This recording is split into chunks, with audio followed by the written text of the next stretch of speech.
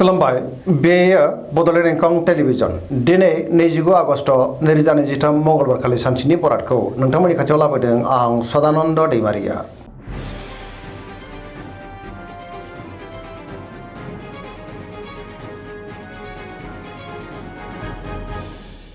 सिगां फरायनो लादों मेष राशि गिबि हांखो अ ल। दिनैनि साना मोजां आरो गाज्रिनि गेजेरजों बाबेनलांनो हागौ। माबा नङा माबा जाहोनाव सोरजोंबा लाजि फोनांजानोबो हागौ। गोसोआ दिनै उसुखुथु जागोन। गुबुननि थाखाय नाङा फाङा जेंनायाव गोग्लैनांनोबो हागौ। देहाया दिनै मोजाङै थागोन, अब्लाबो नाथाय जानाय लोंनायाव सांग्रां जानांगोन। बहानिफ्राय हरखाबै गाज्रि खौरांबो मोननो हागौ। गोबां धोन खहाबो जानांनो हागौ। सोरबा लोगोनिफ्राय हरखाबै गाज्रि खौरां मोननो हागौ।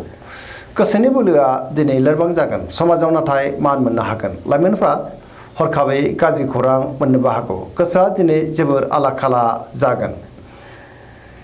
नेगेटिभ एनार्जिनि गोहोमबो गोग्लैनो हागौ। सांग्रां जानाया गाहाम।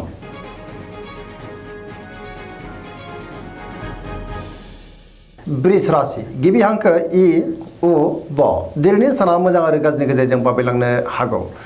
गोबां जेंना जेंनाजों मोगा मोगि जानांनोबो हागौ। गोसोआ दिनै जोबोर गुलाय गुजाय जागोन।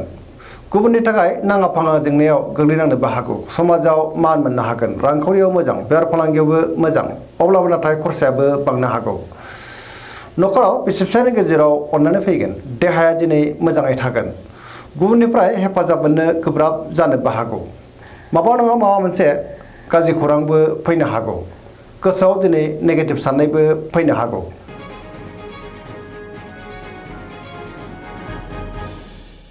मिथुन राशि गिबि हांखो क स।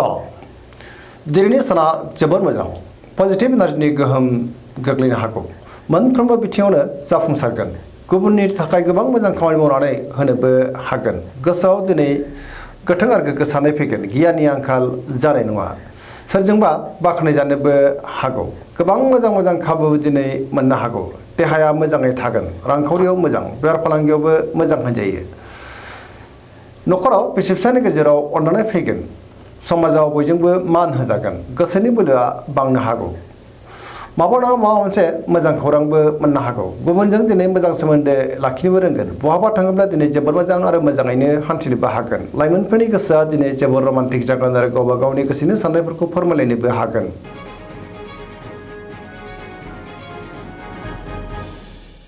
कर्कट राशि गिबि हांखो ड ह। दिनैनि साना जोबोर मोजां। माबा नङा माबा मोनसे मोजां खौरां मोननोबो हागौ। गोसोआ दिनै जोबोर खुसि जागोन। लाइमोनफ्रा जोबोर रमान्टिक जागोन आरो गावबा गावनि गोसोनि साननायफोरखौ फोरमायनोबो हागोन। माबा नङा माबा मोनसे मोजां खौरां फैनोबो हागौ। सोरबा लोगोजों दिनै बाख्नायजानानै गोसोआ दिनै जोबोर खुसि जागोन। गोसोनि साननायफ्रा दिनै मोगथाङाव जाफुंनोबो हागौ। गोसोआव पजिटिभ साननाय फैगोन। गोथों आरो गोग्गो साननो रोंगोन। मावनो लानाय खामानिखौ थि समावनो आरो गोरलैयैनो मावफुंनोबो हागोन। रांखावरियाव मोजां, बेफार फालांगियावबो मोजां होनजायो। गोबां धोन आरजिनोबो हागोन। न'खराव बिसि फिसायनि गेजेराव अननानै फैगोन। समाजाव बयजोंबो मान होजागोन। देहाया मोजाङैनो थागोन। गोबां मोजां खाबुबो दिनै मोननो हागौ। फरायसाफ्रा दिनै फरायनायाव गोसो दुंखांगोन आरो मोजां फिथाइ मोननोबो हागोन। पजिटिभ एनार्जिनि गोहोम गोग्लैगोन।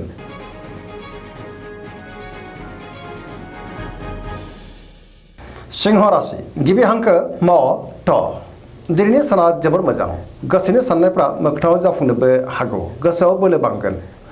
गोथों आरो गोग्गो साननो रोंगोन। पजिटिभ साननो हागोन।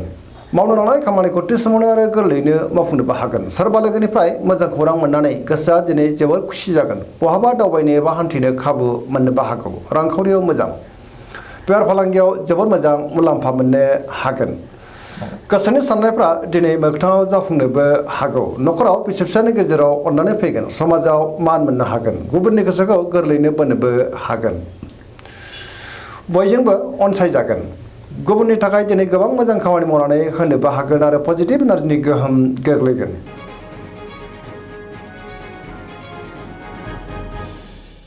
कन्या राशि गिबि हांखो म थ। दिनैनि साना जोबोर मोजां। सोरजोंबा बाख्नायजानानै गोसोआ दिनै जोबोर खुसि जागोन। गोसोआव पजिटिभ साननाय फैगोन। गोथों आरो गोग्गो साननो रोंगोन। गियाननि आंखाल जानाय नङा। रांखावरियाव मोजां होनजायो। बेफार फालांगियावबो दिनै जोबोर मोजां मुलाम्फा मोननो हागोन। देहाया दिनै मोजाङैनो थागोन। न'खराव बिसि फिसायनि गेजेराव अननानै फैगोन। गोबां खामानियाव दिनै मुखुबबो थानो हागौ। सोरजोंबा बाख्नायजानो हागौ। गोबां मोजां खाबुबो दिनै मोननो हागौ पजिटिभ एनार्जिनि गोहोम गोग्लैगोन लाइमोनफ्रा दिनै जोबोर रमान्टिक जागोन आरो गावबा गावनि गोसोनि साननायफोरखौ फोरमायलायनोबो हागोन।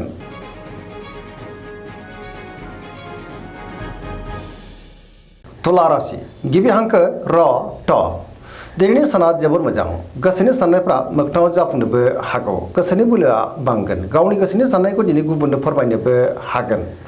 गोबां मोजां खाबुबो दिनै मोननो हागौ मावनो लानाय खामानिखौ थि समावनो आरो गोरलैयैनो मावफुंनोबो हागोन देहाया मोजाङैनो थागोन बहाबा हान्थिनो एबा दावबायनो खाबु मोनगोन आरो मोजाङैनो हान्थिनो हागोन रांखावरियाव दिनै जोबोर मोजां होनजायो मोननो गोनांखौबो दिनै मोननो हागौ न'खराव बिसि फिसायनि गेजेराव अनलायनाय फैगोन समाजाव बयजोंबो मान होजागोन गुबुननि गोसोखौ दिनै गोरलैयैनो बोनोबो हागोन लोगोफोरनिफ्राय थोजासे हेफाजाबबो मोननो हागौ गोदान थांखि लानो रोंगोन सेंग्रा सिख्लाफोरनि गोसोआ दिनै जोबोर रमान्टिक जागोन आरो गावबा गावनि गोसोनि साननायखौ फोरमायलायनोबो हागोन।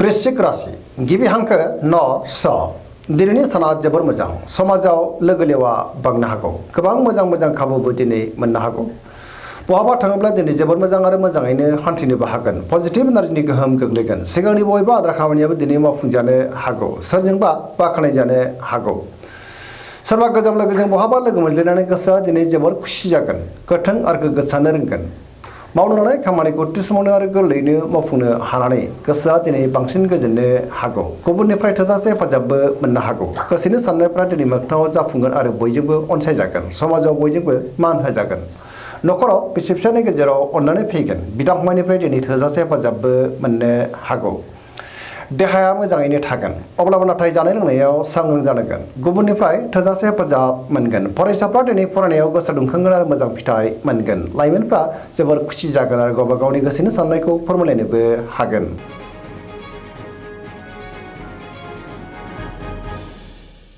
धनु राशि गिबि हांखो ध फ भ दिनैनि साना मोजां आरो गाज्रिनि गेजेरजों बाबेलांनो हागौ गोसोआव गोनो गोथो साननाय फैगोन गुबुननि थाखाय नाङा फाङा जेंनायाव गोग्लैनांनोबो हागौ सांग्रां जानाया गाहाम मावनो लानाय खामानिखौ मावफुंनायाव माबा नङा माबा मोनसे हेंथाबो फैनो हागौ सोरबा लोगोनिफ्राय हरखाबै गाज्रि खौरांबो मोननो हागौ गोसोनि साननायफ्रा दिनै देबारनांगोन रांखावरियाव बारा मोजां नङा नाङा फाङा खरसाया बांनो हागौ बेफार फालांगियावबो दिनै बारा मोजां नङा होनजायो गोबां खहा जानांनोबो हागौ सांग्रां जानाया गाहाम समाजाव नाथाय मान मोननो हागोन बहाबा हान्थियोब्ला दिनै जोबोर मोजां आरो मोजाङैनो हान्थिनो हागोन देहाया बारा मोजां थानाय नङा गोबां रोखोमनि देहायारि जेंनाजों मोगा मोगि जानांनोबो हागौ जानाय लोंनायाव सांग्रां जानांगोन न'खराव बिसि फिसायनि गेजेराव अननानै फैगोन बहानिफ्रायबा हरखाबै गाज्रि खौरांबो फैनो हागौ लाइमोनफ्रा दिनै जोबोर आला खाला जागोन गुबुननि थाखाय नाङा फाङा जेंनायाव गोग्लैनांनोबो हागौ आरो नेगेटिभ एनार्जिनि गोहोम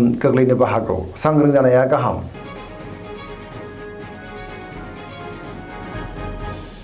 मकर राशि गिबि हांखो ख ज दिनैनि साना जोबोर मोजां गोसोनि साननायखौ दिनै गुबुननो फोरमायनोबो हागोन मावनो लानाय खामानिखौ थि समावनो आरो गोरलैयैनो मावफुंनो हागोन रांखावरियाव जोबोर मोजां होनजायो बेफार फालांगियावबो दिनै जोबोर मोजां मुलाम्फा मोनगोन मोननो गोनांखौ दिनै मोननो हागोन सोरजोंबा बाख्नायजानानै गोसोआ दिनै जोबोर खुसि जागोन गुबुनजों मोजां सोमोन्दो लाखिनोबो रोंगोन मोनफ्रोमबो बिथिङावनो जाफुंसारगोन आरो पजिटिभ एनार्जिनि गोहोम गोग्लैगोन गोदान खामानियाव दिनै आखाइ होजेननोबो हागोन न'खराव बिसि फिसायनि गेजेराव अननानै फैगोन बिदा फंबायनिफ्राय दिनै थोजासे हेफाजाबबो मोननो हागौ सेंग्रा सिख्लाफ्रा गावबा गावनि गोसोनि साननायखौ फोरमायलायनो हागोन फरायसाफ्रा दिनै फरायनायाव गोसो दुंखांगोन आरो मोजां फिथाइ मोननोबो हागोन पजिटिभ एनार्जिनि गोहोम गोग्लैगोन।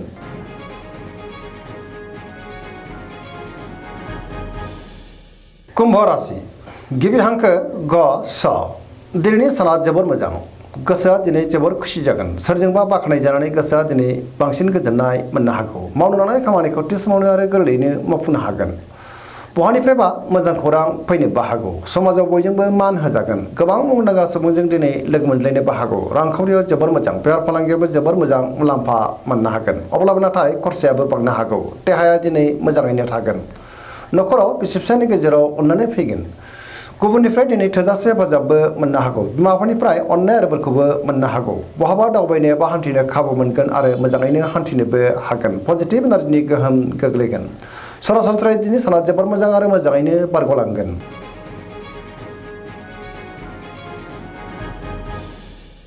मीन राशि गिबि हांखो ड स दिनैनि साना जोबोर मोजां सोरजोंबा बाख्नाय जानोबो हागौ गोबां मोजां खाबुबो मोननो हागौ गोसोआव दिनै पजिटिभ साननाय फैगोन गोथों आरो गोग्गो साननो रोंगोन गियाननि आंखाल जानाय नङा गावनि गोसोनि साननायखौ दिनै गुबुननो फोरमायनोबो हागोन देहाया मोजाङै थागोन रांखावरियाव जोबोर मोजां बेफार फालांगियाव दिनै जोबोर मोजां मुलाम्फा मोनगोन न'खराव बिसि फिसायनि गेजेराव अनलायनाय फैगोन सोरजोंबा बाख्नाय जानोबो हागौ लाइमोनफोरनि गोसोआ दिनै जोबोर रमान्टिक जागोन आरो गावबा गावनि गोसोनि साननायफोरखौ फोरमायलायनोबो हागोन फरायसाफोरा दिनै फरायनायाव गोसो दुंखांगोन आरो मोजां फिथाइ मोनगोन सरासनस्रायै दिनै साना जोबोर मोजां आरो मोजाङैनो बारग'लांगोन